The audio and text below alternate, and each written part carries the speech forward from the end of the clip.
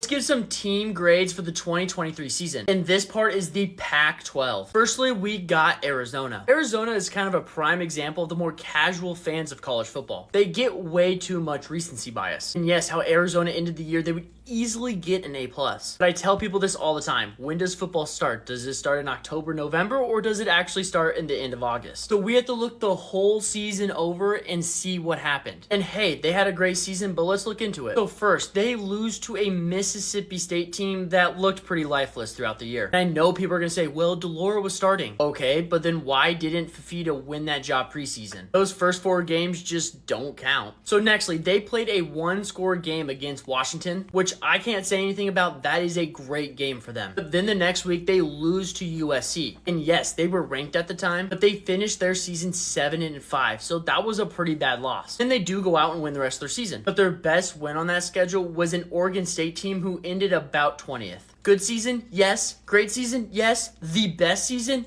No. So that's why I give them an A-. Next, we got Oregon. And Oregon had an absolutely amazing season. It just sucked they ran into the national runner-up 2 times during the season. And Lanning is doing great things over there, and I think moving to the Big Ten, they are probably favorites next year. Because they couldn't get over that hump of Washington, I gave them an A-.